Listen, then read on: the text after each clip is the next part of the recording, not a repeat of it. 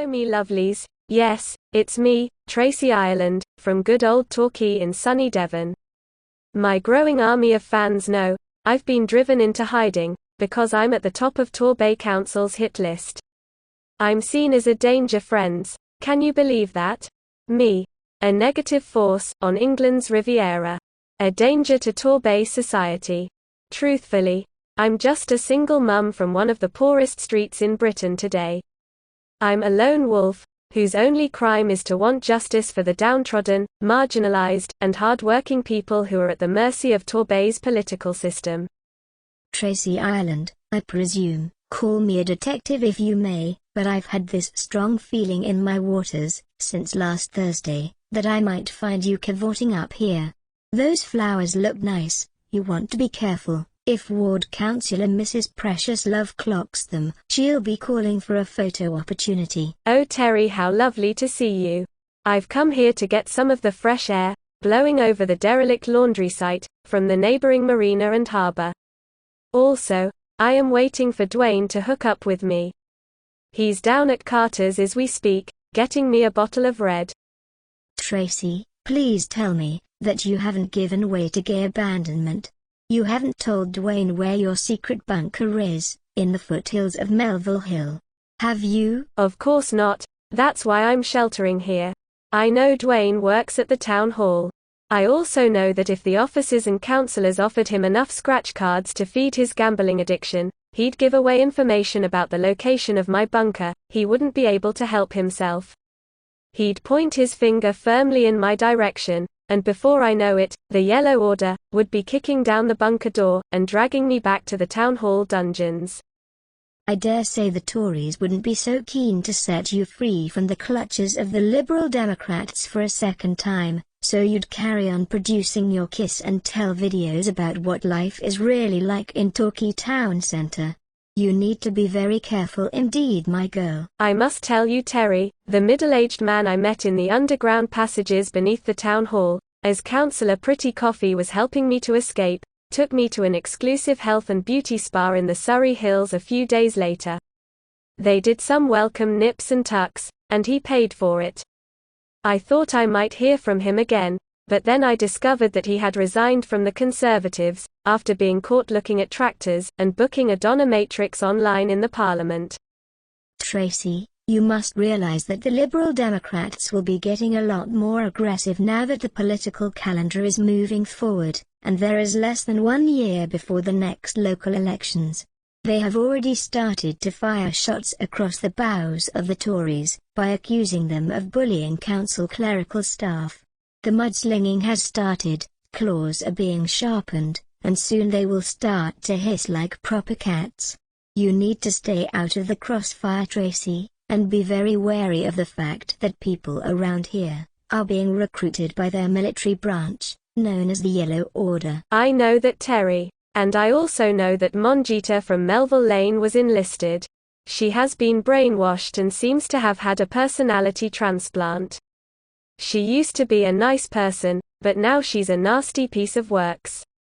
I understand she was baptized into liberal democracy by being totally immersed in golden waters that are rumored to have cleansing and healing properties. Mrs. Precious Love even had some Romanesque baths built to contain the water somewhere in the bowels of the town hall, all funded from council tax revenue. I really wouldn't talk about that, Tracey, it's rather perverse.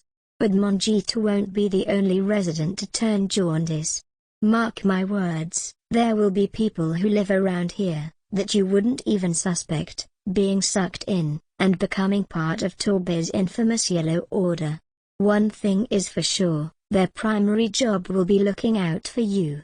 They will have their mobile telephones on speed dial to the town hall command. Anyone who dares to criticize liberal democracy in Torquay is now in serious peril. Changing the subject, Terry, I must say, I'm most surprised that Auntie Joan hasn't come with you. Oh Tracey, your poor Auntie Joan has been on her back for the past few days, with a cold wet flannel applied on her forehead. What on earth can be wrong with her? I am really worried about Auntie Joan, Terry. It's the same old problem, to rear its ugly head, as soon as she stumbles on a pile of human, You know what, especially when it's accompanied with used KFC serviettes, and appears on a doorstep, like it did last Sunday, she starts this awful retching. It goes on for days, Tracey. She couldn't even keep a drop of water down, until late Wednesday afternoon.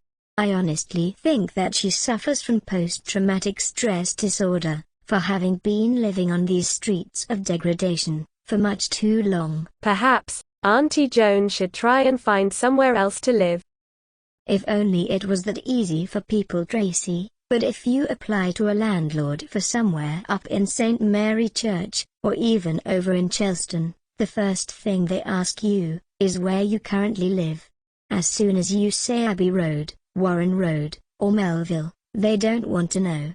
They think we are all drug dealers up here. You know I am campaigning to get the justice people around here deserve, but even I had no idea it is that bad, and we're being labeled. Well, I think this says it all. The Raw Riviera, which I dip into occasionally, seems to be the only social media or local news page that I know about that still openly speaks of the poverty and degradation that people must live with around here.